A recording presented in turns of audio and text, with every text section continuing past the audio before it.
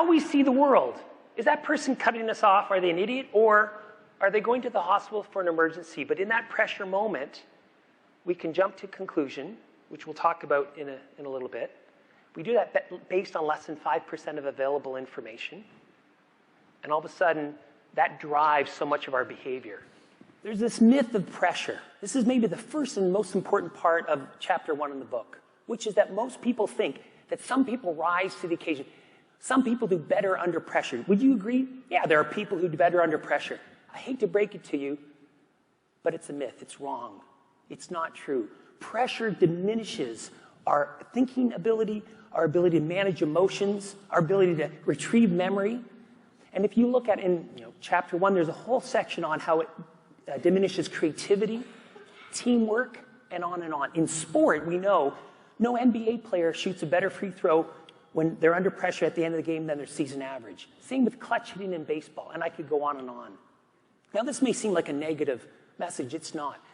What it's meant to say is the data tells us that nobody does better under pressure. So what's the aha about that? Well, what that should mean to you is that you have to manage it differently. You got to try and minimize pressure's effect on you. That's very different. All of us are in these bubbles of thinking every day. How many thoughts do you think each one of us have in our bubbles of thinking a day? How many thoughts a day do you think we have? According to the best research we know right now, we have about 60,000 thoughts a day. According to a female colleague of mine, men only have one thought a day. 60,000 times a day. And I'm sure it was the same with your exceptional leader. What was it about them that really made that difference, that had that influence on you? Well, the truth is, it's not how smart they were, not how technically astute they were. Now, let's be clear. You need a certain amount, right? There's a bar that you need to cross. You need a certain amount. We call it a threshold capability of IQ, let's say. But once you cross that threshold, any more IQ doesn't give you a big advantage. Does that make sense? It's the difference between what we call an entrance criteria and an excellence criteria. IQ is an entrance. Once you get your foot in the door, you get the job, IQ ceases to become a predictor of who will be a high performer. Let me give you an example. Somebody who says it better than I. Warren Buffett said, if you've got an IQ of 150, take 30, sell it, get some value for it. As only Warren Buffett can, right? Let's unlock potential here. You have enough, you're in the room. And by the way, at age 16, your IQ is fairly concrete. You won't increase it very much. My daughter just turned 17. I had to break it to her. Bridget, hate to say it, but you're not going to increase your IQ now. Even if you're not a basketball fan, you'll see that the story does transfer. So that team, who's on that team? Michael Jordan, Scottie Pippen, Dennis the Circus Rodman, right? Coached by who? Phil Jackson. Not a bad basketball coach, right? That team, if you ask basketball historians today, they will tell you it was not the most talented team of their generation. It wasn't. They lacked a big man, a really strong center. Here's what they did especially well. The game would be over, the team would come in the dressing room, the door would close, the media's on the outside. And in that dressing room, let me ask you a question. What do you think? Who was the first person to freely admit making a mistake in the game? Michael Jordan's a great answer, and he was pretty good at it, but there's one person who led the way. Coach, absolutely. Phil Jackson would step in there, and he wouldn't go, Rodman, what were you doing? Or Pippen, he'd go in there and he'd say, guys, you know what, I should have. Now let me ask you a question. What did that allow everyone else in that room to do? The same thing. The same thing. All of a sudden, he created safety so people could, I wasn't playing as tough a defense as I should have in that first quarter, or whatever it is. What differentiated that team is that they were a highly aggressive learning organization. And that's the influence that you have on all the people you influence. We know from our research that high performers, top 10% performers, extract. This is a great stat. They literally extract 3 to 5 times more information from the same opportunity to learn as an average performer. Think about that for a minute. Even today, are you sitting on the edge of your seat saying, hey, I'm going to take notes, I'm going to try and get everything I can, or are you kind of like, I've heard stuff like this before, and I'm kind of tired, I'll look at my handheld. Literally, that attitude will drive, are you top 10% performer or not? So number one, You model the way when you're not afraid to admit a mistake. You create safety so other people, we're not about perfection in this organization, we're about learning.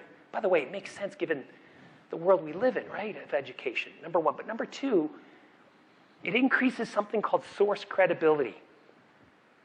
The minute you admit a mistake, the very next thing you say jumps up in source credibility. Why? Because people think, well, gosh, if Mark's not afraid to make a mistake here, I can take whatever he says next to the bank. And you increase how people look at you. You increase your reputation. So think about that. So many of us are kind of insecure. We're afraid to admit a mistake. We're afraid to, use those three most important words of leadership in my mind. I don't know. With so much change going on, technology change, legislative change, it's okay to say I don't know, because here's the thing. When you say you don't know, you give permission to others to say I don't know. And if you don't know, don't try and pull the wool over people's eyes. But number two, you actually give an opportunity for other people to step in and grow their leadership capability.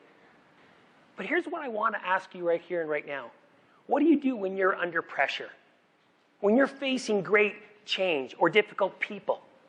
And then what's the impact of what you do in those moments on the important people, on the mission, on making a difference? I want to show you a video in a second. And what I want you to ask yourself is, when you face a pressure moment, a difficult moment, do you get paralyzed and avoid?